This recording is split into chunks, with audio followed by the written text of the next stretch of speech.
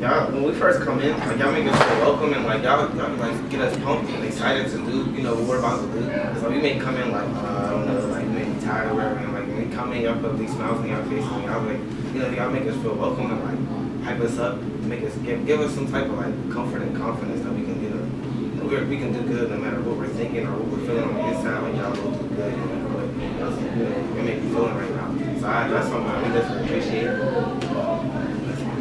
Definitely get a lot of clarification from you guys. Like, you guys are always asking us what we need and if we need anything, and that helps a lot, like you said, with the comfort. Swear, like, so you guys are here for guidance. Like, it's not just like, oh, we're just hosting a debate thing, we're just gonna record and take pictures. No, I'm here to help them. You're like teachers and coaches at the same time. You're like, do you need anything? I'm here. Like, do you need a video? Come on, we're gonna help you. And then at the end, you tell us like, I like what you did, but if you would have did this outcome could have came. So it's like the things you tell us sticks on our head and keeps it for the long run. Well, this one specifically, like, it seemed like there was still so much to learn, even when I was done. And like, there was so much more information that I found than I thought I could ever find. Like, at first I was like, all right, maybe immigrants do make us more money. And then I was lucky to find a PDF specifically for Allegheny County, and it just went on from there. So yeah, that's definitely helped with my researching skills. Okay. Working with Minor Victory has it really really impacted me in like a big way, because before you guys I was just an average Joe debater. I was pretty good, but not as good as Minor Victory. But Minor Victory status, like you guys came in and told us what we need, the R system, and then that's why I got like, oh really, that's a very good system, let me use that. And from then on, it's been, you guys been telling me, you gotta feel comfortable while talking, look at the judges of the people because they might be judging you. And you guys gave us like good nicks to have our eyes on while we're debating.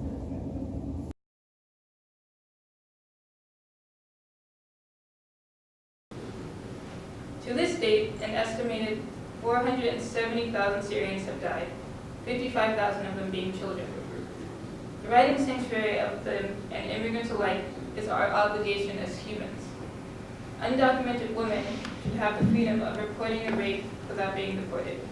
Syrian refugee children should have the right to grow up in a country that isn't being destroyed by hatred and violence. Once Pittsburgh becomes a sanctuary city, we'll be able to provide those rights to them while simultaneously bettering our city. And I have a picture. This is a picture of Evelyn Grieve. She was one of the many Jewish people in the Holocaust who were turned away by the U.S. and died later in Auschwitz. If America hadn't turned them away and given them sanctuary, she would still be alive today and maybe would have benefited to our city. None of the debaters up here know what it's like to grow up in a country without a Starbucks, let alone water. None of the women in the audience have ever had to risk their lives in order to receive education. The idea that we should help human beings that are fleeing from dangerous conditions by providing sanctuary in Pittsburgh is impossible to dispute. Thank you. So Pittsburgh is, and has always been, a city of progress. However, becoming a sanctuary city is going in the opposite direction we need to in order to further benefit our city and the surrounding counties. Due to our current federal and government standards and policies, becoming a sanctuary city would lose us $9 million in funding for the city itself, and up to $84 million for local counties in funding for them.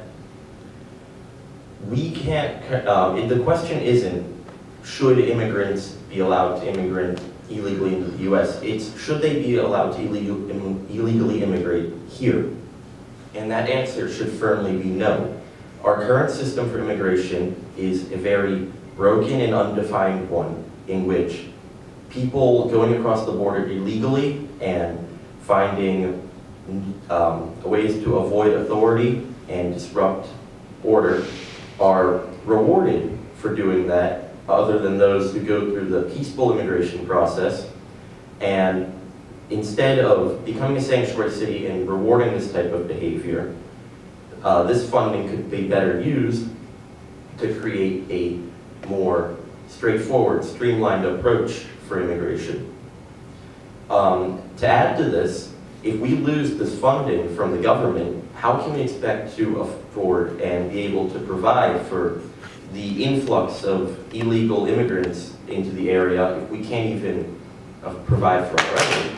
We already have high issues of homelessness in poor areas, and we have issues of poverty and loss of jobs. If we have a new influx of people and we lose millions in funding, how are we supposed to provide for people who have lived here for their entire lives, families, generations, and we can't even provide for the people that we're supposedly providing sanctuary for?